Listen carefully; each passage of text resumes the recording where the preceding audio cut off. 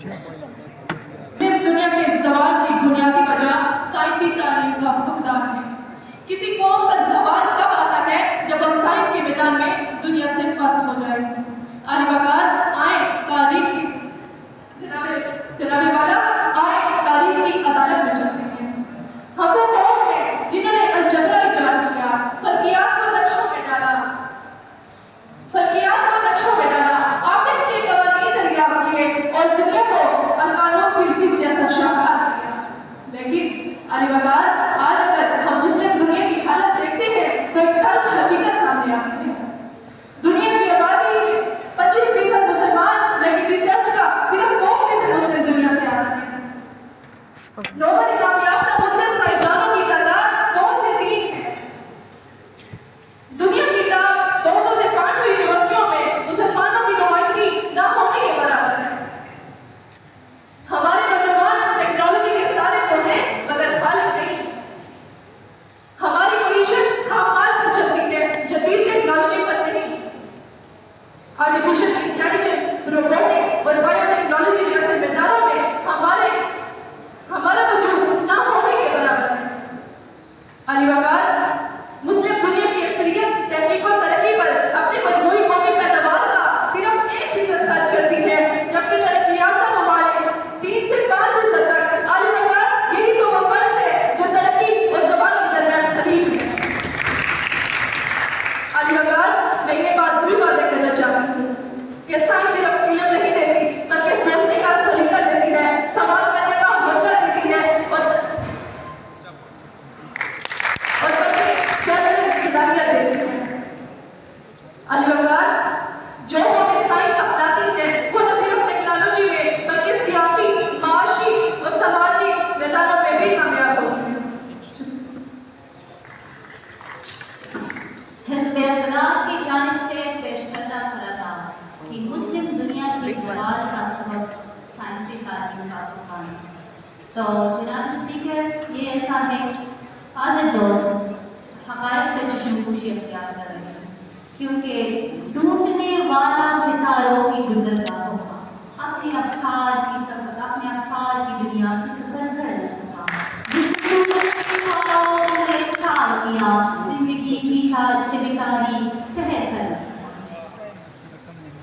جناب اسپیکر دل پر ہاتھ رکھ کر ذہن کو پرواز کریں، سوچیں اور جواب دیں کہ ہماری تنزلی کا سبب ہماری سوچ، ہمارا ماحول یا سائنسی تعلیم کا فقدان ہے۔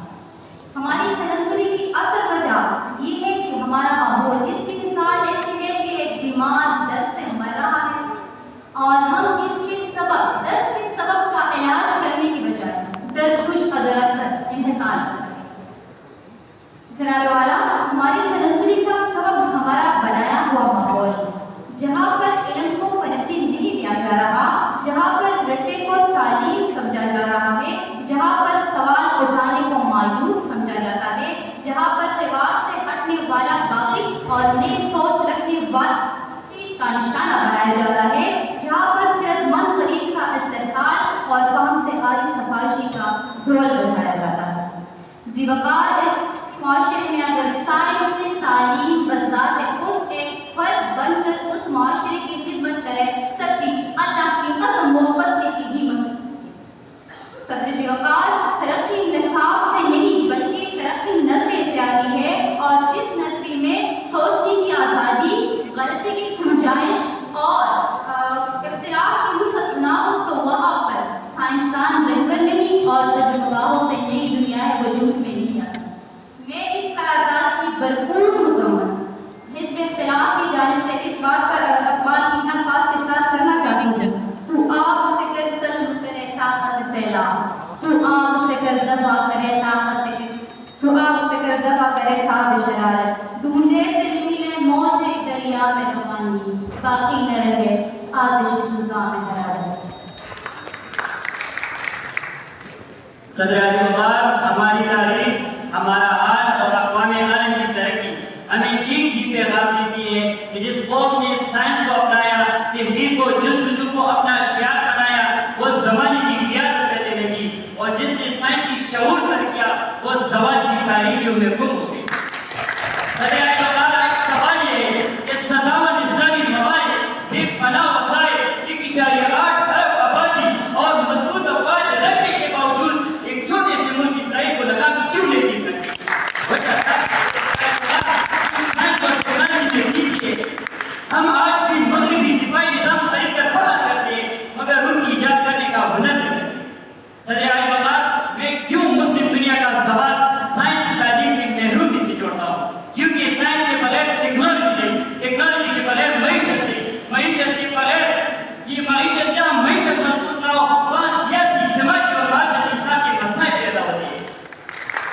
صدر وقار میں آپ کو علم میں لانا چاہتا ہوں کہ جنوبی کوریا جو 1960 میں پاکستان سے بھی کمزور معیشت رکھتا تھا آج تحقیق و ترقی پر اتنا خرچ کرتا ہے جتنا بیشتر مسلم ممالک کا پورا سالانہ بجٹ بھی نہیں. یہی وجہ ہے کہ آج وہ سنسنگ ایچ اور ڈائی جیسی کمپنیاں پیدا کرتے ہیں اور ہم ابھی تک درمداد پر جی رہے ہیں.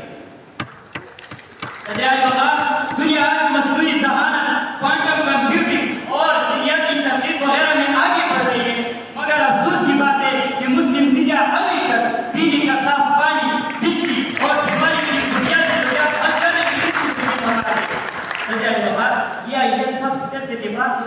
نہیں, یہی سائنسی تعلیم کے فقدان کا نتیجہ ہے اور یہی مسلم دنیا کے زوال کی رسد جڑ ہے. اس لیے صدر وقار ہمارا موقف نہ صرف سچ ہے بلکہ وقت کی پکار بھی ہے.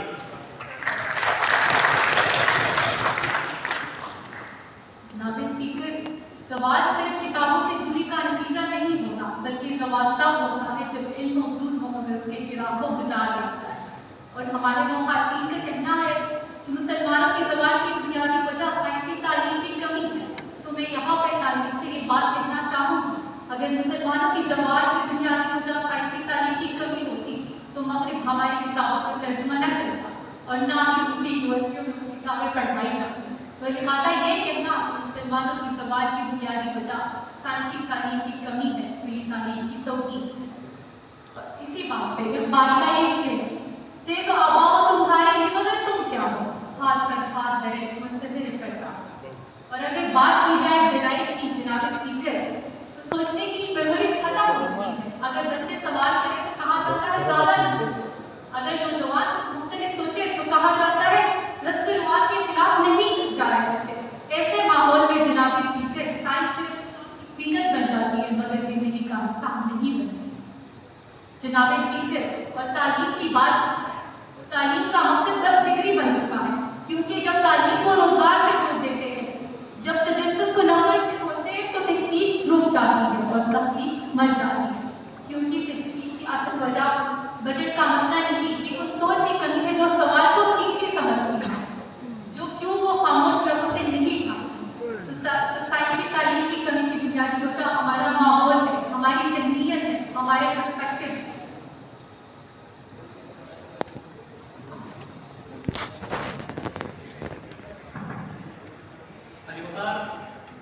دلائل اور حقائق کی بنیاد پر جو بات کی جائے بہت زیادہ مستقل ہوتی ہے.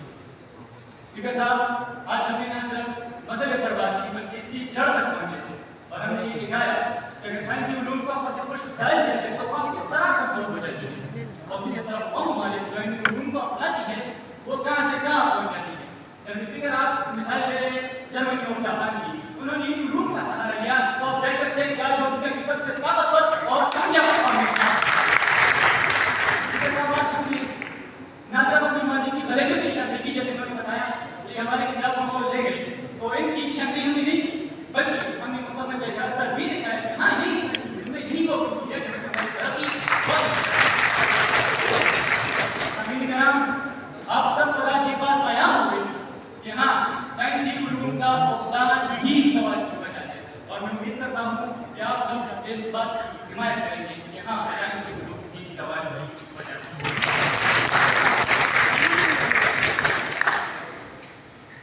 معزز اسپیکر اور میرے معزز سامعین، میرے مخالفین نے سائنس کے جتنی بھی ضروریات انہوں نے یہاں پر بیان کی، میں ان سب کی حمایت کرتی ہوں، لیکن میں اپنے معزز سامعین کو یہ بھی بتانا چاہتی ہوں کہ سائنس صرف ایک آلہ ہے اور آلہ تبھی کام کرتا ہے جب دماغ آزاد اور ہاتھ مضبوط ہوں.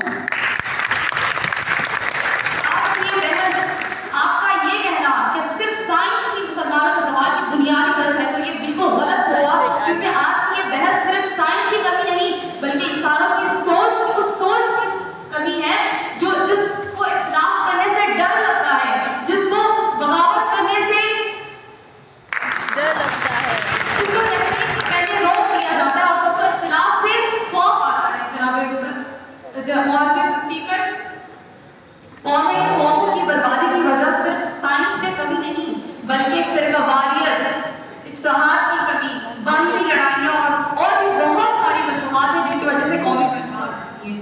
جب تک ہم اپنی شناخت، اپنی خودی، اپنے کردار اور نظام کو بحال نہیں کر